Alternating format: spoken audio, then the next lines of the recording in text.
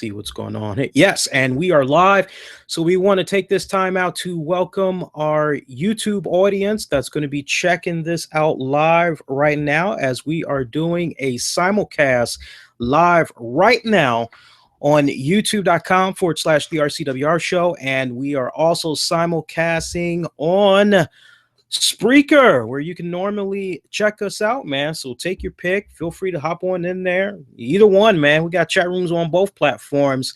Look, man, this NXT Takeover event, for those of you, and I do think the many of you that had checked out my thoughts as far as preview, the predictions for tonight's NXT Takeover event, I told you NXT, the brand itself, is in a very interesting position right now as they are in a serious transitional period. Everybody by now should recall the conference call that Triple H did earlier this week, right before the Takeover special, where he admitted that, and I think honestly, he's probably a little bit frustrated from what we were able to gather from that conference call, as far as he doesn't have the talent that he used to that was in NXT a couple of years back or handful of months ago. And he realizes that, hey, certain points, at the end of the day, this is what it's all about. It's all about taking these talents from the performance center, nurturing them, seeing them evolve, and then they get to that point where you can put them on NXT. But the ultimate goal is for them at some point, if they got it like that, everything is in unison, everything is on point, the end game is to make it to the flagship shows, and hopefully the rest is history. So it's true make or break. So I understand Triple H's slight frustration that he may be having right now, and I tell you, it's really been hard for a lot of NXT fans that have been checking out the product from the very beginning to really stay with the product. Currently, I was interacting with a few people tonight, was getting a few private messages from people that honestly were like, man, I'm telling you, NXT is just not what it used to be. But somehow, like me, always managed to check out the Takeover events.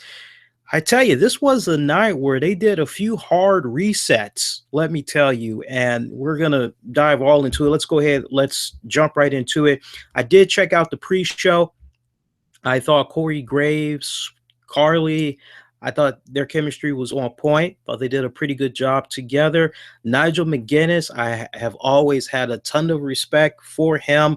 He may be new to a lot of you WWE fans that's out there that really haven't laid eyes on him before. You haven't even done your research on him before.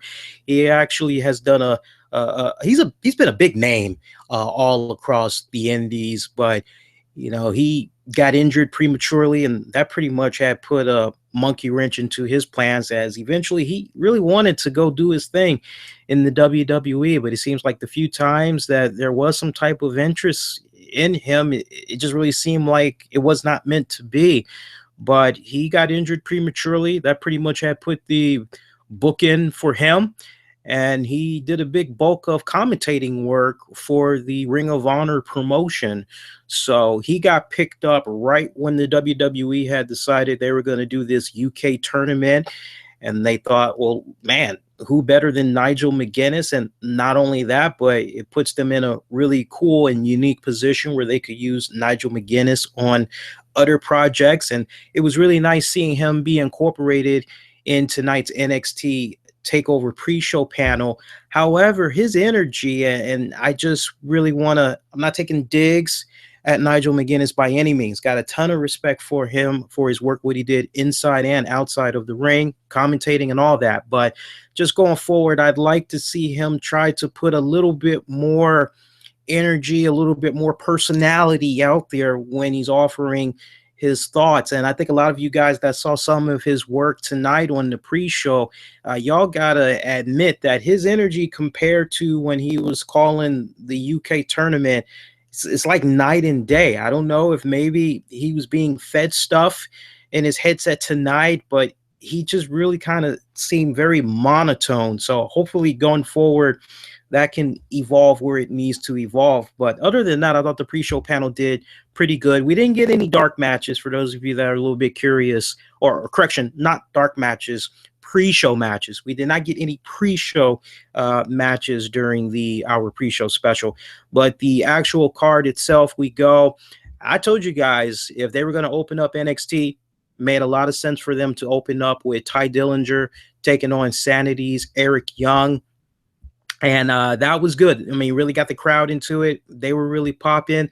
I told you guys to look out for members of Sanity. We would see members of Sanity get involved, as we did see Alexander Wolf, and we also saw Killian Dane. They were at ringside. So you're automatically looking at this. You're kind of going, oh, man, yeah, Eric Young's probably going to get this one, right? Yeah, a good, strong opener, though, I must admit. Final moments of the match, we had saw Eric Young apply a neck breaker, try to go in for a 2 count, no moss. Ty Dillinger turned it around, did a nice, pretty drop kick to Eric Young, sent him out.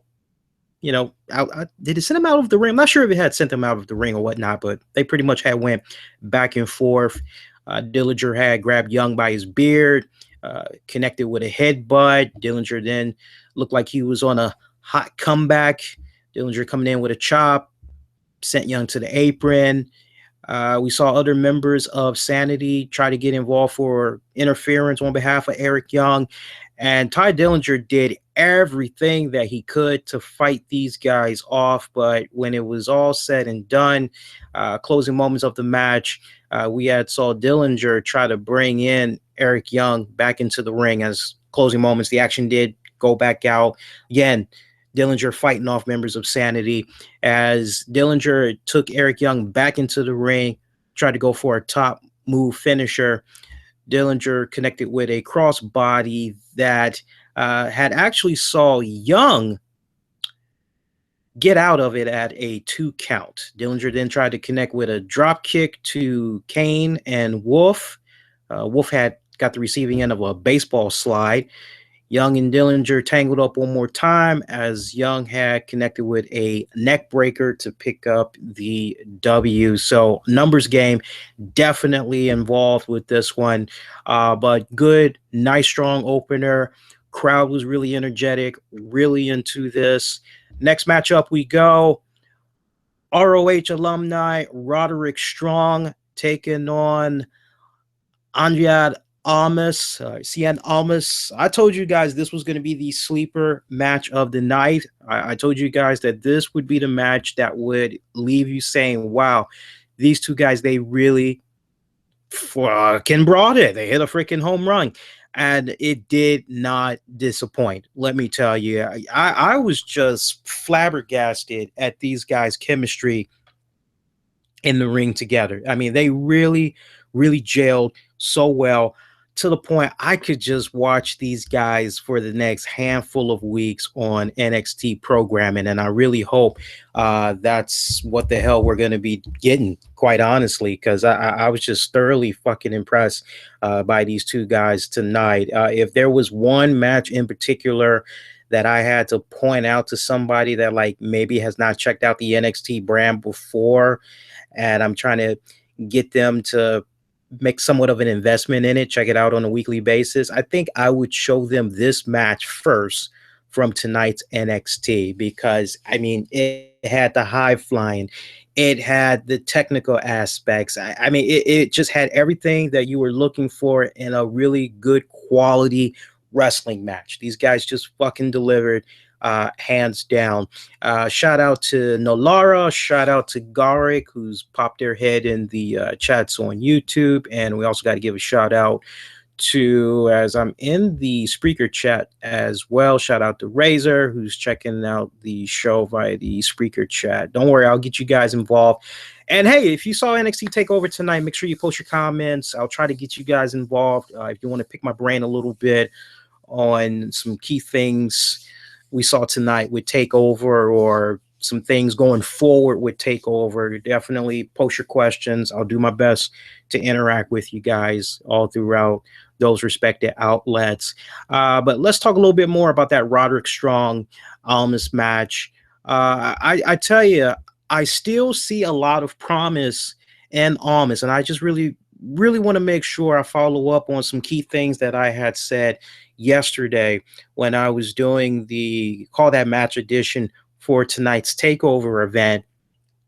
I am still saying this to the very end. And tonight's match just validates what I said about Cien Almas yesterday, which is he is a really great technical wrestler. I mean, he is smooth like butter when you watch that guy.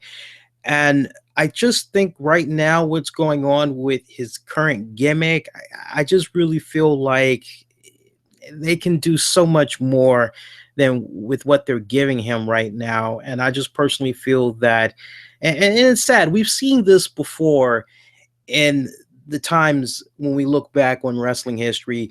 We've seen it before where we have a really good wrestler that has, all the great technical aspects, great prowess, somewhat decent charisma, but just has the wrong freaking gimmick. And Almas right now just has the wrong gimmick. What could that answer be? I know some people are kind of taking a page out of everything that's happening right now with in politics and Trump and the borders and Mexico. Do you maybe kind of have Almas kind of play off of that?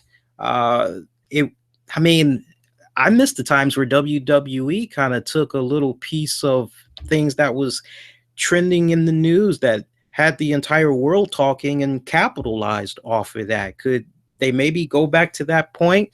And if so, would they faithfully see it through? Is the question. I don't know if maybe you kind of capitalize on what's been happening with Mexican borders and the whole wall thing. I don't know if maybe you kind of tweak Almas a little bit to kind of reflect that. And now, see, I know some of you guys were probably expecting me to say Alberto Del Rio, but no, I think that whole rich gimmick, I think that has just been beaten to death. It's been flipped. It's been deep fried. It's been sauteed. It's been baked. It's been freezed. I mean, that thing has just, leave that alone. Just kind of go in a more different direction. I'm not sure if maybe you go in a more political, radical direction to a certain extent. If you kind of flirt with that a little bit with Almas, it really wouldn't hurt. But the technical aspects that this young man possesses is definitely there. No doubt about that. So closing moments of this match, which was a really, really good back and forth. Did anybody see the series of backbreakers that Roderick Strong did to Almas? I mean, my God, just backbreaker in the middle of the ring out the clear blue, backbreaker on the top turnbuckle. I think there was even a backbreaker done to the side apron. I mean, the man was just doing like, Dean Malenko is the man of 1,000 holds, moves, etc. I tell you, Roderick Strong, I ain't never seen so many variations of a backbreaker before. I mean, he was just killing Cien Almas, man. Closing moments of this really, really great matchup. We had saw Almas try to go up for a moonsault, but Strong manages to kind of counter that. Strong had dropped Almas back over the top turnbuckle. Almas had fell to the mat. Strong tried to go in for a cover, only had received a 2 count. Strong then scooped up Almas, but Almas slid out. Strong had blocked the hammerlock DDT. Almas counters and hip tosses Strong into the turnbuckles. Strong dodges a series of running knees as Almas floors him with a clothesline. Almas hits the knees in the corner. Strong countered with a hammerlock DDT, put a knee to the face, and then Strong has slammed Almas with the sick kick to pick up the win. Really damn good. Nice, good back and forth matchup right there. And I tell you, it's awesome that Roderick Strong is finally in the WWE. I have been a fan of his work for many, many, many years. As long as he's been in ROH, that's really when I first came to know about Roderick Strong. And I tell you, I enjoyed his run when he was the ROH World Heavyweight Champion. I also enjoyed his run when he was doing his thing with Truth Martini. I mean, who hasn't Truth Martini managed when it's all said and done, man? But a lot of good fond memories when I think about Roderick Strong's tenure in ROH. So I'm really excited. And he's still a relatively young man as well. And I tell you, the career for Roderick Strong in the WWE, it looks very, very promising. So much so to the point that I definitely see a NXT title run for him in the very near future. I mean, especially with how the main event had culminated, I see a lot of opportunities for Roderick Strong. And I tell you what, while the man is still young, uh, definitely I would encourage WWE to continue to make those investments in Roderick Strong. I'm calling it right now. I think before 2019, Roderick Strong is going to be your WWE champion. I don't know if that's going to be Universal or if that's going to be the uh, the Universal or the World Heavyweight Champion, but before 2019, I got him holding on to one of those two belts. You best believe that. You can bank on that. But bright career ahead of that guy.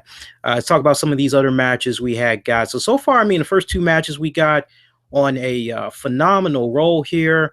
But I got to tell you, man, things just kind of went a little bit. Um, well, we'll get to that match in a little bit. Let's go with the next match.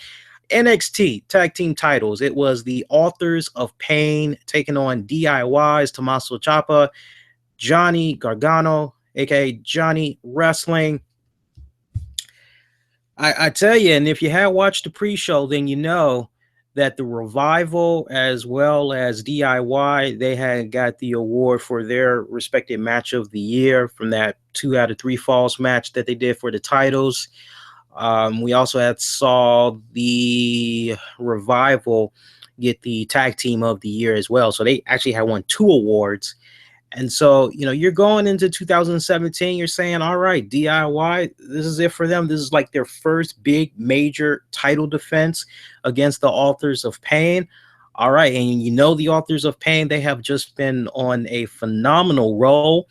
You know that they won the Dusty Rhodes, you know, classic tournament that had went down. You know, they've just been a force to reckon with, respectively, in the tag division. I mean, they've just been freaking tearing it up, man. And so, you know, you got these two tag teams that collide, and you're kind of going, okay, what could possibly happen? And I went on record. I told you guys I was very, very conflicted when I was offering my pick for this particular matchup. And I told you guys, I love the Authors of Pain. But my gut instinct was telling me, you know, I just don't see Authors of Pain, you know, this first official title defense at a pay-per-view for DIY. I just don't see it happening. I just don't see new tag champions just yet. I felt that for sure the second time that these teams met up for the titles, that it would go down. Authors would get the belts off of them. But I just felt on this night, and boy, I have never picked against my boys, the Authors of Pain, before, but did I come back to just kind of kicking myself in the ass because my boys did it. My boys did it. The Authors of Pain, they are your new NXT tag champions, and the way they dominated, it was just in true freaking fashion. I mean, they just, now look, the way the match had opened up, going right down to the middle, the storytelling was really good, especially when Johnny Gargano was in there, because you're kind of like, wait a minute, this guy's kind of small, like how the hell? And you're thinking, okay, well, surely he's going to do what he needs to do to use his speed. It played out exactly how you're picturing it, how the match would play out. And I tell you what, it was really great booking by the WWE. I loved it tremendously. They did really, really smart with the way they were doing it. Towards the end, though, I mean, that's when really things had just started to get like, what the hell? And I think the turning moment really had came when we had saw Tommaso and Johnny both apply their trademark cross-face submission holds on both Authors of Pain members, and you're kind of like, oh, flashbacks to the revival, and you're just kind of looking, you're going, no, it's not going to end like this. They're not going to retain their belts like this. Something's going to go down. Who's going to break it up? And you're kind of going, well, Johnny's the more smaller guy. Kind of makes a lot of sense to maybe see his submission move get broken. And sure enough, that's exactly what had happened. And closing moments of the match, we had saw the Authors of Pain. They had tried to go for the last chapter, but Gargano, he managed to run in, stop Razor, sending him to the floor. Ciampa rose up Akeem, only gets a 2 count. Ciampa gets the armbar applied on Akeem. Razor comes in, breaks it up, or Gargano puts him in a submission hold.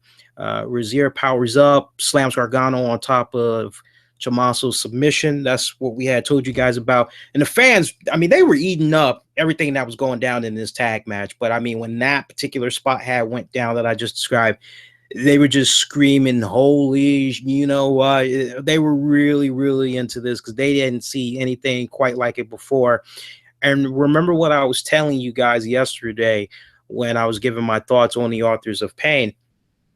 It was basically, these guys, they got a good couple of 1, 2, 3 trick pony moves, but, can they tell that detailed story in a way where, okay, this isn't going to be a 5-minute match. You now need to go in here, and you need to try to do about 10, 15 minutes. And to their credit, the Authors of Pain, DIY, they did about almost 15 minutes. And if you have been watching the Authors of Pain since they've made their debut, you can make the argument that probably to present, this is probably the longest tag match that they've actually have had at this length of this magnitude, where it's not a situation where it's them teaming up with another team or another team and they're taking on X amount of teams and then you can stretch it out like that. No, this was like their first true test as a tag team, 2-on-2. And I tell you, whatever other reservations I had, as far as still a little bit green, I swallow it. I say, man, what I saw tonight, yeah, the boys, they are definitely moving along quite freaking nicely, man. But yeah, after that series of events had went down that we had described to you guys, we saw both teams. They were trading shots from their knees, middle of the ring. DIY, they unloaded, tried to go for a double team, but Authors caught them both, dropped them with a series of back power bombs. It was really awesome how they did that. Rozier tags in. Wait, what happened? Rozier had bumped into Ciampa or something like that. They pretty much had hit the last chapter to pick up the win. And the fans were just kind of like, what the hell? But they loved it. I mean, they ate it up. They loved that freaking tag match. And I've been telling you guys, I've been a big fan. Whenever I've talked about NXT, I've always given a lot of praise to the Authors of Pain. I've gone on record on my show, which you can catch live every Tuesday night, 10 p.m. Eastern, as soon as SmackDown goes off the air, that if anybody needs to be coming up to the main roster, I don't care if it's Raw. I don't care if it's SmackDown. I would really love to see them go over to SmackDown. At least the writing is more consistent. It's more interesting. It's more compact. It's not drawn out. I personally would love to see them go over to SmackDown. But regardless, I just want to see the Authors of Pain on the main roster. I think they are a true force to be reckoned with. I think they will definitely succeed where the Ascension has just failed miserably, let me tell you. But they did phenomenal. All 4 of those guys, my hat's off to them. They did a superb job. Probably the moment of the night, There was like a break that came about at this point. We had saw the announcers. They pretty much came back. They were getting ready to talk about the next match, offer the next video package, when all of a sudden we hear the voice of Seth Rollins, who appears in the middle of the ring, and he basically calls out Triple H. He says, "Nah, man, like, you freaking screwed me out of the WWE Universal title, and then you screwed me out of an opportunity to go to the Royal Rumble, win it, go to the main event at WrestleMania, and try to fight for the title again. I want you. I want your ass out here right now. This show is not going to continue on until you come out here." Well, we finally saw Triple H. He comes out and he's just standing right at the top of the entrance ramp, and he's just looking on at Seth Rollins like, "Okay, you wanted to see me? Okay, you see me." But he gestures for security to come out, basically remove Seth Rollins from the ring. We did see Seth Rollins fight some of the security guards, but numbers was a bit too much. They eventually were able to, hold him down, take him out of the ring. I love that moment. I personally did not think that WWE had it in them to do something like that, even though many of us were just screaming, why not go this route? I mean, hell, I could remember saying on my show a couple of weeks back when they were doing the UK tournament, and I basically said, well, shit, Seth Rollins knows what's going on with this tournament. He knows Triple H is going to be out there doing his thing. Why doesn't he go and follow Triple H, go stalk him, and maybe try to get involved in that? And he did not. Then, like about 2-3 weeks ago, you see this image. I think it was on Triple H's Twitter or Instagram account. He was talking about how he was going to be heading back to the United States. He's going to go check out Raw or whatever. And Seth Rollins like, oh, interesting. So you're kind of like under the impression, okay, what the hell? We already know where Triple H is on Wednesday nights because he's doing his thing with NXT. So, like, okay, well, why doesn't Seth go and invade? Like, what the hell? So we all just collectively thought, like, okay, come on, storyline continuity, making sense, don't insult the fans' intelligence, like, go there. What's stopping you? Go there. And I don't know if maybe all of us collectively, really kind of swayed WWE's mindset, or if this is what they had planned all along. But I tell you what, it was really refreshing to see WWE go this route, because this is something that you rarely see. So I'm really happy that they did it. I couldn't think of a better way for them to do it. This was awesome. This was a great moment. I think for me, and I said it on Twitter, and I'm standing behind it, as far as like WWE moments for this week, I think that was the moment of the week, because that just officially sets the tone. These guys, and see, we knew months and months back that these two were going to be locking up, but like, how were they going to bridge the gap? Like, how were they going to tell that story? How are they going to get the fans invested into it? Like, why they should give a damn? And I tell you, if you would have told me like at the beginning of 2016 that babyface Seth Rollins would be like so over with the WWE universe, I'd be like, I'm not seeing that, because he's done the heel thing so well. I'm not quite seeing it, like, really. And this is like before Triple H even gets involved with him in a program, mind you. So the fact that they've been able to do this, it's a really good testament to them. And the only thing I have to say to WWE, as awesome of a moment that they gave us tonight with Triple H, Seth, you've got to be consistent.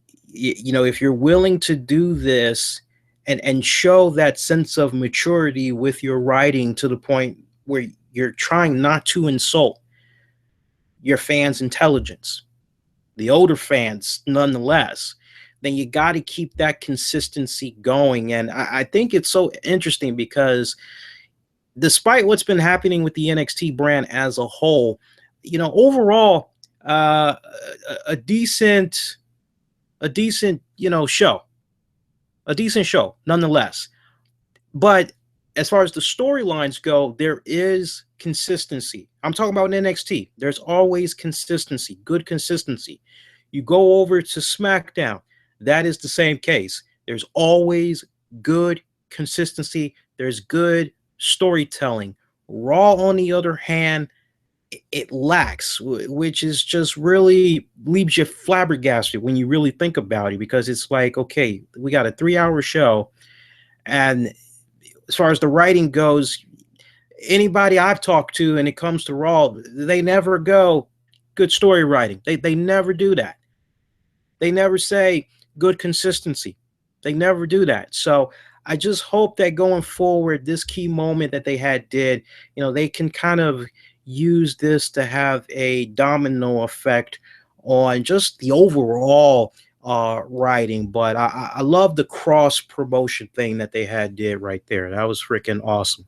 So let's continue on with the rest of the card. Only a couple of more matches to talk about, man. So our next matchup that we got, it was Asuka defending her NXT Women's title against Sanity's Nikki Cross, Billie Kay, and Peyton Royce. And we need to remind you, Peyton Royce and Billie Kay together, they had won the NXT Breakout Star of the Year. Now, I don't know about you guys that's out there. Hey, look, I'm entitled to my opinion just as much as you're entitled to your opinion, but I would like to think if we disagree, we can be respectable enough to sit down, have a good conversation, try to understand each other's views, and even if we disagree, we can walk away and say, hey, at least we talked it out.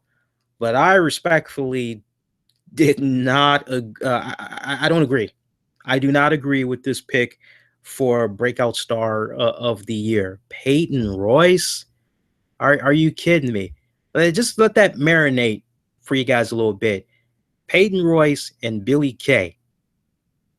I'm sorry, but the many times that I have turned on WWE NXT and I've seen those girls, I really could care less about the gimmick. They're in ring wrestling. Yeah, it's decent. I'll give them credit. It's decent. Are they coming along? Yeah, they're coming along. But Breakout Star of the Year? No. And see, I'm led to the impression that that particular award may have been rigged.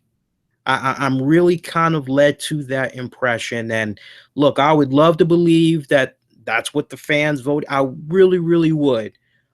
But see, I have a serious problem with that. Because so far, we've done our own respected little poll, or voting, we should say. It is our 2016 Wrestling Awards. And we didn't give you multiple options. We pretty much told you guys, hey, who do you think is the breakout star of the year? Who do you think had the match of the year? Who do you think is the male wrestler of the year? Who's the worst male wrestler? We asked you. You put in your own respected answers. And I got to tell you, when it comes to the breakout star, because we have our own respected breakout star category, let me tell you something. Unanimously, nobody picked those girls. Nobody picked those girls. I'm going to say it one more time. Nobody picked those girls. And last I checked, we got about 50 votes that's in right now. And nobody picked those girls. So let me go a step further than that. Aside from saying that 3 times, nowhere in the categories that we have where you have the power in your hands and you get to pick, you type it. Okay, this is who I'm going with. Nobody in all the categories selected those 2 girls. So I'm just saying, if you guys want to really make sure that your voices are really being heard, and you found out, hey, these girls got break, say what? I'm not being heard. What the hell? I want y'all to make sure that you cast your vote in our 2016 Wrestling Awards voting that we got right now. We were going to cut off the voting around February 6th, but I'm actually going to go ahead and extend it. This decision was made like probably almost 2 weeks ago. We're going to extend it until February 20th now, so we can try to generate even more votes. And the cool part about our voting is if you go in, you cast your vote, you'll automatically be entered for opportunity to win not one, not two, not three, but 5 wrestling DVDs. You can do a combination of past, present, or something that's going to be coming out in the near future. You can either have the 5, if you want me to go get your 5 DVDs right there on the spot, you can. Or if you want to kick back and be like, oh man, SummerSlam the DVD is coming out on, I don't know, August. And then you could be like, oh, in October, this is coming out. You just, hey, Lee, I want, but you get 5 wrestling DVDs. You pick, doesn't matter if it's standard, Blu-ray, you get to pick. So again, you get a chance to win 5 wrestling DVDs. I think that's pretty freaking cool. I don't know too many other shows, or I don't know WWE for that. They're not doing anything like that. You're just going in and you're casting your vote. You hope that your voice is being heard. And in a case like this, your voice actually isn't like being heard. So if that kind of like pissed you off, you don't think your voice is being heard, make sure you cast your vote in our 2016 Wrestling Awards. You can do so by heading to the following link, which is tinyurl.com/2016 RCWR Awards. Again, that's tinyurl.com/2016 RCWR Awards. tinyurl.com 2016 RCWR Awards. And I agree with Nalaro, who says for their breakout star of NXT, Amber Moon, I definitely feel that she had a respectable breakout year. I would definitely give it to her. And I'll tell you this much, I've seen her name a few times in our respective voting results so far. So, but this women's match for the title, I gotta tell you, I was a little bit perplexed when I was watching this. I mean, it started off pretty good. You had your girls, Peyton Royce, Billie Kay. They were kind of acting like the female versions of Chris Jericho, Kevin Owens. Okay, I get it. They're the female version. They don't care which one of them becomes the NXT Women's Champion as long as one of them gets it done. So meanwhile, they're just going to do what they need to do to tag team. And we saw their game plan laid out. I mean, from beginning to end, they were double teaming on Asuka when they could. They double teamed on Nikki Cross when they could. So much so that we actually saw Nikki Cross at one point. She was fighting one of the girls, and the action went all the way over to the announcer's table, and we saw Nikki Cross. It looked as though maybe she was going to try to set up. Which one was it? I want to say maybe it was Peyton Royce. I've actually got to refer to my notes here. I want to say it was Peyton Royce that she was looking to set up. Let me think. I can't remember which girl it was because I really didn't. No, I thought I had it in my notes. I don't have it in my notes. But one of the girls, she was trying to go through the announcer's table, and then we just saw the numbers game come back where both girls were just bringing it to Nikki, and they actually put her through the table. I mean, they laid her out. And then we saw both of them go over to Asuka. They try to roll her in the ring, double team her. They both tried to pin her, but Asuka kicked out. Referees, they're checking in on Cross. She's out of it, though. I mean, she's just completely out of the equation. Asuka had managed to counter a double team move, nailed Billy. Peyton had tried to hit a big kick on Asuka. Peyton had connected with a Widow's Peak, only for a 2 count. Asuka finally came back, took them both out. Asuka ended up pinning Peyton for the win and the retain, but it was such a anticlimactic finish. It was really hard to get into. I mean, it had a decent opening. Once you got past Oscar's entrance and all that, I mean, the crowd, honestly, they kind of felt a little bit lost during this. They kind of, to me, felt as though they were just trying to tolerate this match, because it's NXT, and they do love them Oscar. So last thing they want to do is boot a match, but you could tell that they were just trying to be, oh, okay, okay. But the spot that went down with the announcers table, they got into that. They did enjoy that, but really, it was very anticlimactic to finish. It just came out of nowhere. I thought like the match should have lasted a lot longer. I love the fact that Nikki was not pinned, because now this kind of gives her the bragging rights to say, hey, you may have beaten those other girls to retain your women's title, but you never beat me. So you and me, we're not done by a long shot. And I just feel that those two girls, they got really, really good chemistry. So much so that I think they could really do a solid job engaged in a rivalry for a series of months over that NXT title, to the point maybe you could even have it go back and forth between those two. Yes, without a doubt, Amber Moon's going to get injected in there at some point, and deservingly so. But Nikki, Asuka, they definitely got some really good chemistry going on. And I love the eye contact that Asuka and Nikki had made as Asuka was making her way up the ramp and she's celebrating, her victory, and they just make eye contact and Nikki's actually smiling at her. So, some people kind of looked at that as though, damn, did Nikki kind of like get involved in this just to try to help Asuka retain her title? No, I'm not quite seeing that. Quite honestly, I'm not quite. I was taken back by how thick of a woman Nikki is. I mean, she's come a long way. I've heard her name. I've seen a little bit of her work off and on from other promotions she worked with before she came to the WWE, and she was a tiny little thing. And she got real nice and thick, and I don't mean that in a bad way. I love my women thick, and she's nice and thick.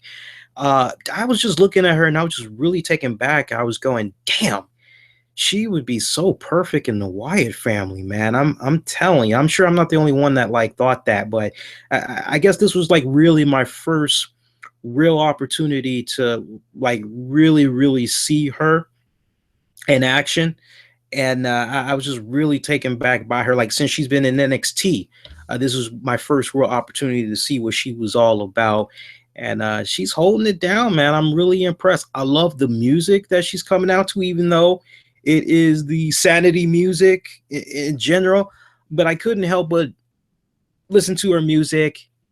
And I was actually watching this with the missus, and we're both like, that is some damn good music. And to the point, I really love the music for a lot of the talent that's in NXT. I mean, they got some really good banging music for the most part. But when we saw Nikki come out, we're both kind of going, damn, she's got good music. And I had insult to injury. I go, why couldn't Nia Jax come out to something like that? I mean, you got to mute the damn TV every time you see Nia Jax come out. I mean, you see the pretty eyes and you're like, okay, she's not exactly menacing. She's not exactly like, I'm going to mess you up. I mean, she's not like that. But then when you unmute the TV, you hear that silly pop bubblegum music, and you're going, what the hell? I tell you, sometimes I just look at certain individuals, and in the case of Nia Jax, I'm going, why doesn't Nia Jax have Nikki Cross's music? Because that like so freaking fits her, man. But I would imagine that Asuka, Nikki Cross, they're going to be colliding once again. Nice seeing some of the people that were in attendance for tonight's NXT event. We saw Michael P.S. Hayes. We also saw, God, who's the other person that was there? Samoa Joe. Samoa Joe was actually there. the UK champion, Tyler Bates. He was there as well. So it was nice seeing all those people that were in attendance. I am paying attention to you guys' interactions in the chat, whether it's on YouTube or on Spreaker. So make sure you show some love in there. Let me know what you had thought about tonight's NXT Takeover event. You can also pick my brain, ask me some questions, NXT related, if you like. Just looking at some of the questions coming our way right now on YouTube right now and comments. Nalara, look, all respect to Royce and Billy Kay, but come on, breakout star of NXT. Really, really. Silly String, you think Samoa gonna be in the Rumble? And by the way, love your channel. Thanks, Silly String. Appreciate that. And yeah, for you guys on YouTube, man. I mean, if you're new, checking this out for the first time, and you're liking the coverage so far, make sure you give the video a like, and you also share it throughout social media, all that good stuff. And stay connected with me on Twitter and on Facebook at the RCWR Show, as I love interacting with you guys in between the shows, man. Yes, I do. I do believe that Samoa Joe is going to have some type of role in the Royal Rumble. I mean, is he injured right now or something? I mean, I didn't hear anything about Samoa Joe being injured. So I think him being at the TakeOver event tonight, I think that was just kind of like something you want to put in the back of your head. And for you guys that have not checked out my Royal Rumble preview and picks, that is actually live right now. It's active on my Facebook page. So make sure when you're done with this, you go show it some love if you got Facebook and check it out. I gave my thoughts with regards to Samoa Joe, but in a nutshell, yeah, I do feel that he's going to get involved in the Royal Rumble this Sunday. Sami Zayn wins the Royal Rumble. That is interesting. That is very interesting. Let's see what's going on here. Razor thinks that Nikki is hot. Yeah, she is, man, nice and thick.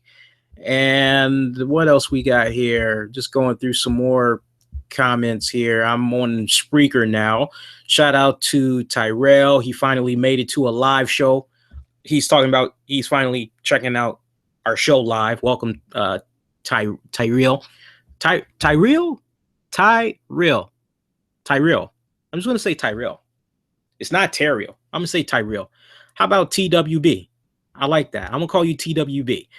Let's see. He is saying, I don't know about that Almas character Pitchley, simply because Vince may not want to be associated in any sense with Trump at the moment, including using a storyline that was manufactured based off a controversial decision by Trump. Yeah, I mean, times are changing. WWE is now a publicly traded company. They're now trying to bring in the kids. They care so much about the sponsors. TWB, you might be right, man. You might be right. Let's see what else we got. Razor thinks that K and P are a bathroom break. He's talking about those girls we just talked about, Billy Kay and what was it? Royce Ponce, Rolls Royce. Oh, let me stop. Let me show them proper respect. Billy Kay and Peyton Royce. See some more comments we got in here. I'm with you, TWB. I agree. Maybe Bobby Roode should have been the clear winner for a breakout star of 2016. Even more the reason why, if you guys haven't voted in our joint, you need to cast your vote. All right, so we only got one more match to talk about. We're almost at the hour mark. Really hope you guys have been enjoying the show so far. We've been blazing by, man. This is awesome. Let's talk about the last match of the night. Bobby Roode taking on Shinsuke Nakamura for the NXT title.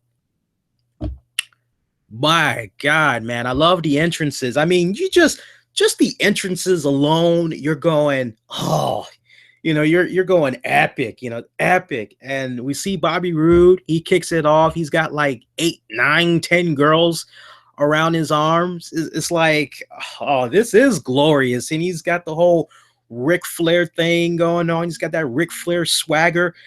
He reminded me so much of Ric Flair when he would come out with Woman and he would come out with Miss Elizabeth on Nitro or whatever, or in WCW. He just kind of had that vibe going on. And I just was like, all right, Rude, I see you.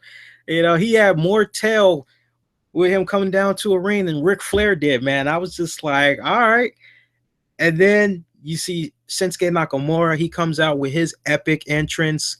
That was freaking badass as well. Looked like he was on some type of a moving lift, and there was like flashing lights and all that for his entrance. It was really freaking badass. I thoroughly had enjoyed that. Great matchup. I mean, these guys told a really great tale in the ring. I mean, these guys almost went 30 minutes. Yes, these guys almost went 30 minutes. And I love how, like, the first, let's really break it down. It might have been like a 27-minute match, but honestly, we kind of need to take 10 minutes off. It was more like, okay, it was almost a 20-minute match. And I say that respectfully because the first 10 minutes of the match, I think we all can be in agreement, they were playing to the crowd because you had so much reaction that was going on for both of these guys. Nakamura, Bobby Roode, Nakamura, Bobby Roode. I mean, it was just going back and forth like that.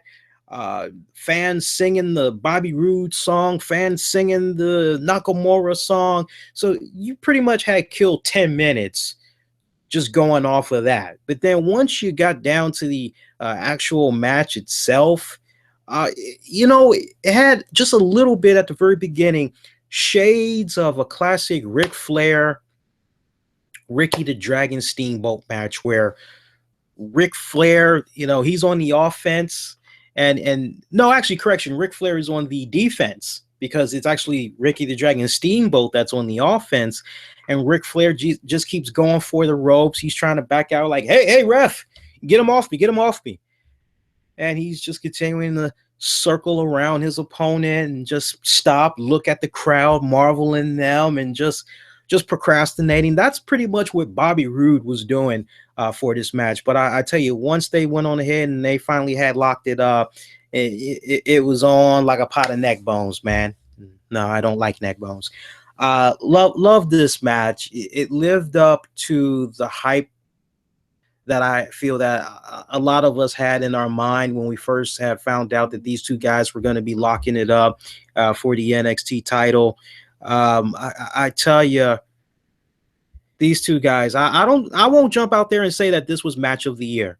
I personally do not feel for an NXT Takeover match was not match of the year caliber.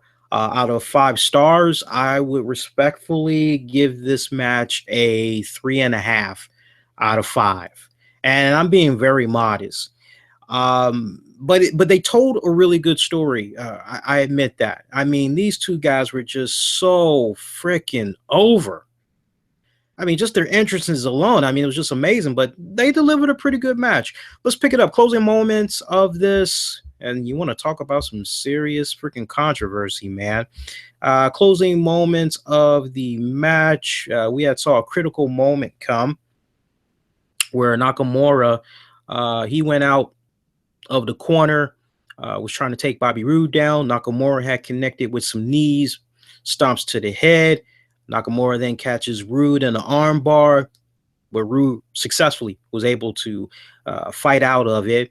Nakamura tried to turn it into a triangle hold, somewhat of a patented move by The Undertaker. Roode manages to power out of it as he managed to turn it into a power bomb, but Nakamura had countered it, and actually he kicked out because Roode connected with a power bomb, and Nakamura kicked out of that.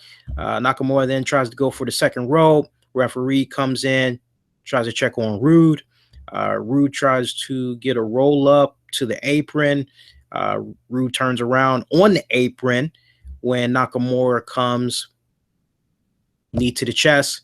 Nakamura falls to the floor, clutching his knee, as Rude is down right beside him. You know, you gotta remember that at one point during this match, Nakamura had took a nasty bump with his knee, and once you saw that moment go down, you're kind of like, so this could be the telling tale. So this is probably, maybe this is what's gonna cost Nakamura his championship, because something is wrong with his knee. We actually had saw EMTs, doctor specialists or whatever, come out. We saw Prince Albert, that Tenzai. He came out. Apparently, he was the acting NXT general manager for the night, as William Regal was away. He was ill. You know, they're checking, trying to see if Nakamura is okay. Nakamura insists that he can continue on with the match. He tried to go in there. Rude had plenty of time to recover. Rude capitalized. I mean, he smelled scraps, and he automatically connected with a Rude bomb. Went in for the cover. Only came so very close. I mean, referee had actually hit the canvas at 3, but Nakamura had kicked out, so the match had continued on. And from there, we had saw Rude. He then went in, applied a single leg crab, working on the knee. He was actually punching the knee as well while the referee was not looking. Nakamura screaming out in freaking agony as he managed to get to the bottom of the rope, as Bobby Roode had to break the hold, but not before he tried to utilize the hell out of the 5 count before releasing it. Finally, we had saw Roode drop Nakamura on his head with a DDT, covered him for the win. Bobby Roode, glorious, your new NXT champion. A shocking moment, and I think a lot of the fans that were there in attendance, I don't think they saw that coming, because, and I'm very curious to see how the replay of this is going to do on the WWE network, and when they show the highlights in the weeks to come, if they're going to pipe in the crowd or whatever. They're going to do some serious dubbing, I personally feel, and I say that because when you see that Bobby Roode wins, it is a combination of the fans are in shock meets, okay, like, that's it. I'm telling you, it was dead silent. It was dead silent. I mean, Bobby Roode wins. You know, you hear his music come on, and you're like, okay, you're trying to pan out to the crowd. You're trying to see how they're feeling. And maybe you guys can correct me if I'm wrong, but I swear I really did not see any jumping up and down. I saw no celebration for Bobby Roode, which I thought was really, really weird, because, like, usually when you see Bobby Roode, his song is sung. His song is sung. Yeah, say that 10 times fast. And then on top of that, the crowd is usually into him and his matches. So I thought it was kind of weird. Like, they were into the back and forth, but like it almost comes off as if the fans really were expecting Nakamura and they anticipated rooting for Nakamura. Honestly, I told you guys when I was offering my picks, Roode, he is the way to go. He's the guy that's going to be your new NXT champion. And I was totally fine for this. I was totally fine for this for the simple fact you need some fresh, how can I put it? You need a hard reset for NXT right now. And I think with the moves that NXT had did tonight and how everything had culminated in the NXT championship going over to Bobby Roode, that was a much needed reset, because just think about the rivalries you now have with Roode as a champion. Now, look, I don't want anybody to go, hey, Lee, do you think they took the belt off of Nakamura because his English is kind of broken and that really... No, not by a long shot. Honestly, at some point, Nakamura is going to be coming up to the main roster. And I think when it's all said and done, Nakamura, look, we got to give the guy a lot of credit. NXT house shows, you name it, he has been representing. He truly has been representing. So we got to give him all the praise in the world, because in his own respected way, he helped take NXT as a whole to that next level. He respectfully, you can argue that he was bringing people in at the gates. Okay. So let the guy take the time off that he needs. Let him rest up, get things in order. Let him come on back. You know, he's got that one more match that's going to be owed to him. You know, we're going to get the rematch. I think maybe after that, who knows? I think we could possibly see Nakamura come on up to the main shows. I mean, when it's all said and done, look, I'd love for WWE to be selfish and continue to have Nakamura just stay at NXT. I would love it. But I tell you, if there is an opportunity to really maximize on the money that you're getting off of him right now, if you can maximize on it even more by having him be on the main roster, you gotta go there. You just got to. I don't like telling you guys that, but I'm keeping it on the real with you all. Y'all gotta go that route, man. And to not go that route would just be freaking silly, quite honestly. So, um, but hey, I respect Nakamura. I appreciate the great run that he had as the champion. But man, Bobby Roode, my God, just the combinations. Roderick Strong, Samoa Joe, Eric Young. If Austin Aries gets cleared and he's 100% ready to go again, you can even slide him right on up in there. We already talked about Nakamura. You could put him in there. Bobby Roode's old arch nemesis, Ty Dillinger. You can easily slide him in there. I mean, is just a ton of great combinations that you can do with Bobby Roode right now, and it has a lot more longevity. So I am all fine for it, but I tell you what, Nakamura, you got to get him up to the main roster sooner rather than later. Bobby Roode, look, you need Bobby Roode right now in NXT. You need him holding it down. He's got to. I, as a Bobby Roode fan, would love to see him on the main shows right now, but I'm kind of like with JR, Jim Ross. I'm like, he needs to come up sooner rather than later. I don't want him being 44 and he finally no. But at the same time, he's needed in NXT right now. I know a lot of people want to see him come up as well, but he's needed right now. If I were to make a bold prediction with regards to Bobby Roode, it's pretty much almost February. If I were to make a bold prediction, I would say, honestly, if everything plays itself out right, early 2018, Roode comes up to the main roster. I know a lot of you guys maybe want to see it happen a lot sooner, like this calendar year, but I'm just being realistic. And early 2018 just makes a lot of sense to me, quite honestly. But there you have it, man. There's your NXT takeover, man.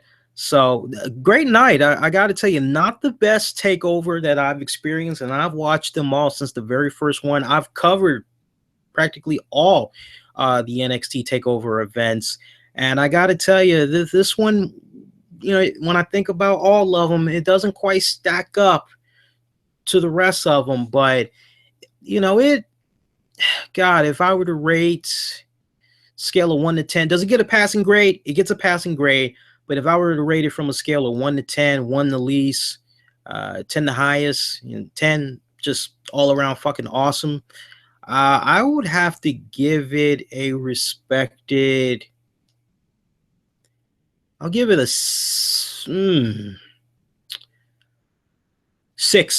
I'm being modest. I really want to give it a 5.5, but I'm going to give it a 6. Why am I giving it a 6?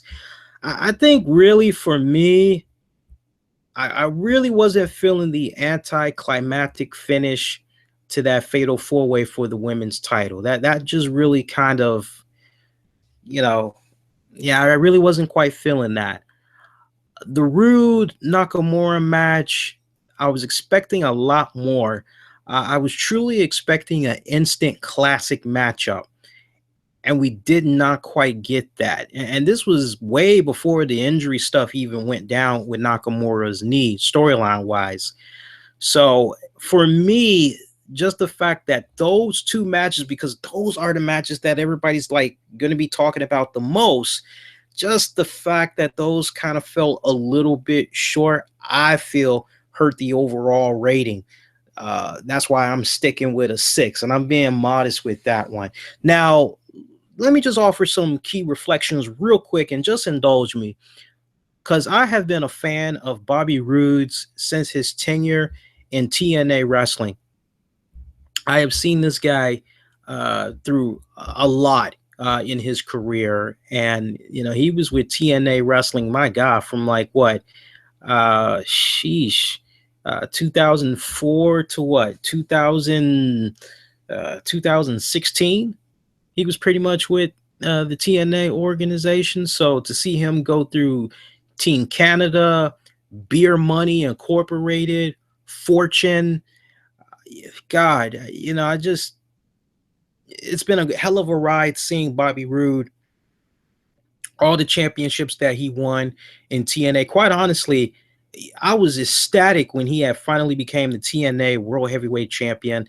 I personally felt that he wasn't given the title frequent enough for reasons I guess we'll never really know unless one day he does a straight up shoot interview explaining what all was going down. But I always felt that this is a guy that would do so well just in another wrestling promotion period that just has its shit together. It wasn't necessarily WWE.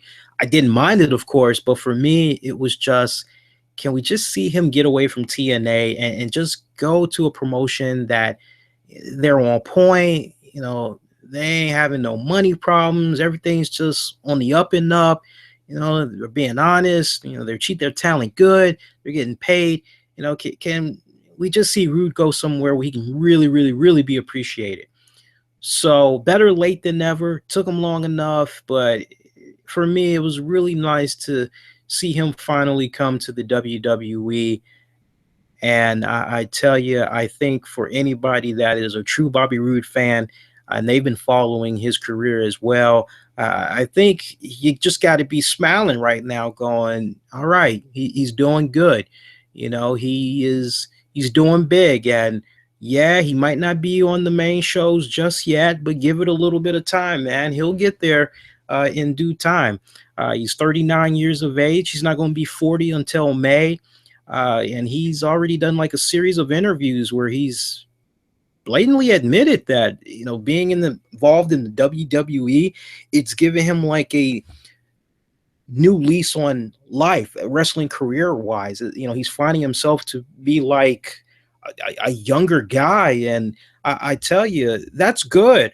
That's good. And we can just genuinely tell that he's having a lot of fun doing what he's doing right now. And when you have fun doing what you're doing, it bounces off of the other people that you get to work with. And it just makes the time fly by so fast, because that's just how much awesome fun you're having. So I just really am proud of Bobby Roode. He didn't have to take this step. He could have been very complacent like others, and he could have been like, you know what, I'm going on 39. I'm a couple of years from 40. I'll just stay with this company. They're okay. They're doing me all right. I can do a little few side bookings here and there. I'll just accept this. But no, he decided, you know what? I want to test the waters a little bit. I want to see what's out there, because ain't no telling how much longer I'm going to be able to do this. So you know what? Let's see what happens. I don't want to have any regrets. And I'm glad he went on ahead and he jumped out there, man. I'm really glad. Really proud of the guy. I really, really am. I looked at just a small handful of guys over in TNA, and Bobby Roode was always one of those guys. If anybody just screams man, face of your wrestling promotion. Rude always has screamed that to me. So it's really nice to see him moving along quite nicely. And now he's the face of NXT. I'm loving it right now. And I don't want any TNA fan to be hating and everything like that, because you look at the interviews that Samoa Joe has given, you look at the interviews that Eric Young has given, you even look at the interviews that Bobby Roode has given, and none of them feel in any type of way that being involved in NXT is a tier down from being on the flagship shows. They realize that they are involved in one of the hottest growing brands that is out there right now. And you know what? It may be going through a really weird period right now, but they're still selling tickets at the gate. I mean, tonight was no exception. They were sold out. So, I mean, that's a testament in itself right there. So, but yeah, I definitely would give this a 6 out of 10 overall. Poking my head in the chats here, also on Twitter, seeing what you guys are saying with regards to the to tonight's NXT. A lot of you guys are pretty much talking Royal Rumble right now. You guys kind of have an idea of numbers as far as who's going to be coming out at what number, kind of like what I'm saying from you guys. Heading over to Twitter right now. Twitter's been kind of blowing up over here. See what else we got right here. Would you send Ty Dillinger to the main roster or have him chase the NXT championship? Razor wants to know. Razor, I would have Dillinger chase after the NXT championship. I mean, if I'm booking this story, remember how I told you guys at the earliest, Rude would probably come up to the main roster early 2018. You set it up just right.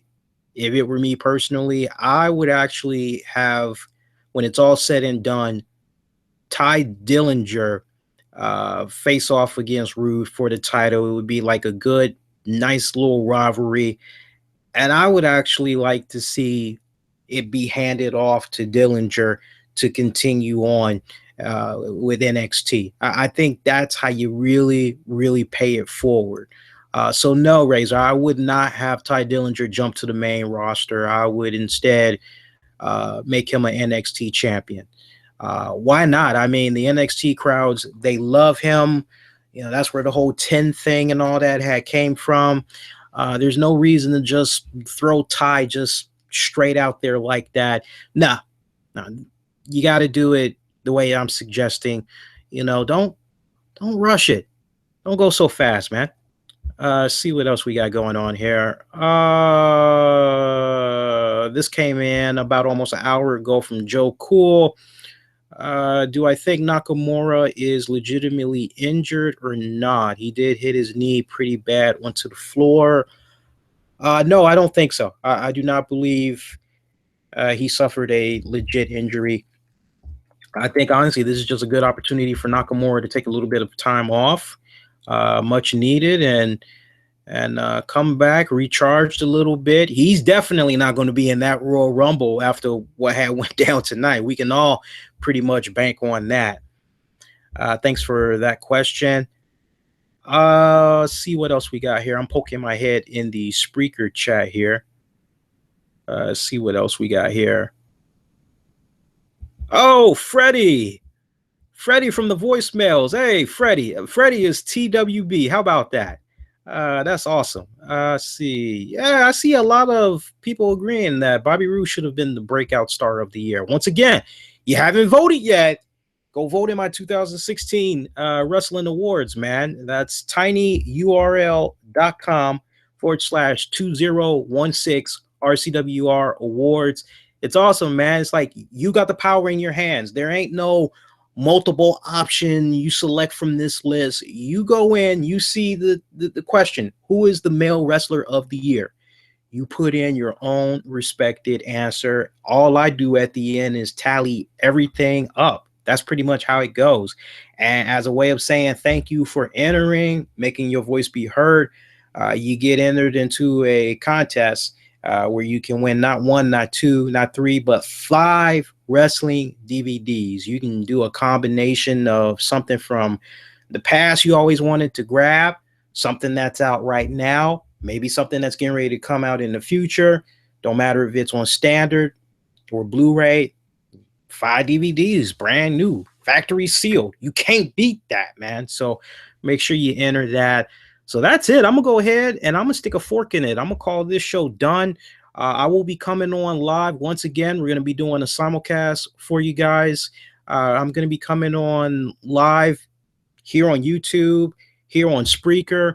It's going to be the Royal Rumble after show. I'm excited for that. Stay connected with me on Twitter and on Facebook at the RCWR show, as I love staying connected with you all, love interacting with you all in between the shows. And it should be excited, man. It should be, I'm pumped. I love the Royal Rumble. I always look forward to it, man. I'm telling you, first time checking me out, welcome. Poke your head, check out some of the previous stuff that's been put out there. Make sure you show love to the YouTube channel. Show love, man. Just subscribe, Spreaker, YouTube, so you never miss out, man. That's going to do it. I want to thank everybody that had posted some really good questions, some thoughts over on the Spreaker side. Shout out to Freddie. Shout out to Razor.